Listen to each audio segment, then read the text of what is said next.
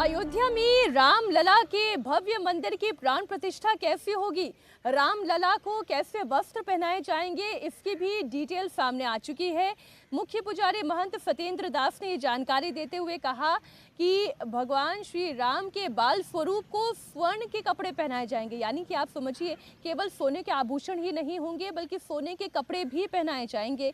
उनसे बात की हमारे सहयोगी रुचि कुमार ने। अयोध्या में श्री राम जन्मभूमि मंदिर के मुख्य पुजारी सत्येंद्र दास जी हमारे साथ हैं। सब जानना चाह रहे हैं कि मंदिर अब कितना बन गया। देखिए, मंदिर लगभग बन गया है और थोड़ा बहुत कार्य बाकी है, क्योंकि अब ज़्यादा दूर 22 जनवरी नहीं है, इसमें पूरी तैयारी हो चुकी है। प्राण प्रतिष्ठा की व्यवस्था में कुछ ऐसे हैं जो जैसे गेट हुआ और भगवान के बस की बात हो रही है, तो भगवान के बस का कुछ भक्तों ने सोचा है कि उनके सोने का वस्त्र बनाया जाए। तो सोने का वस्त्र बनाने के लिए उसके सोने का वो सूत बनाना पड़ता है, जैसे कपड़े का बनाना पड़ता है, और किस कला से बनाएंगे वो तो कलाकार ही जानेंगे।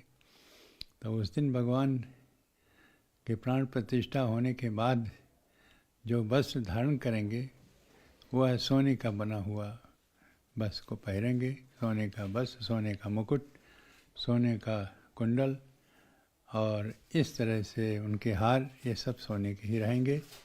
बहुत ही दिव्य दर्शन उस दिन भगवान श्री रामलला का होगा, जो हमारे जो भक्तगण हैं दर्शन करके बहुत प्रसन्न होंगे और बहुत विलक्षण ऊर्जा के रूप में जैसे विराजमान होंगे रामलला, यह भी अद्भुत है। जो गर्भगृह के दरवाजे हैं उसमें सोने की चादर चढ़ाने का काम होना था, वो सब हो गया?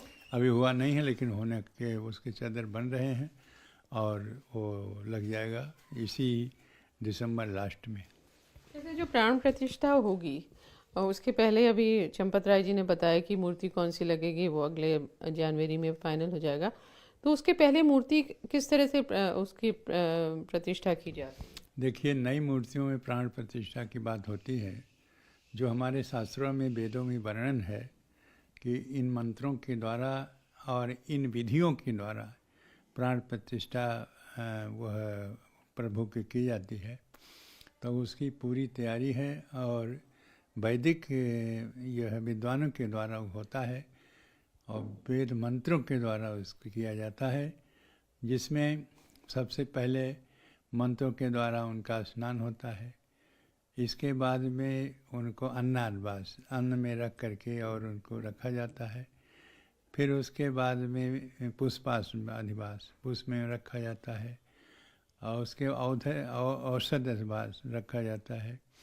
इसी प्रकार से जितने भी विधि विधान हैं उसको करने के बाद में तो जो प्राण प्रतिष्ठा का मंत्र है उसका आवाहन किया जाता है।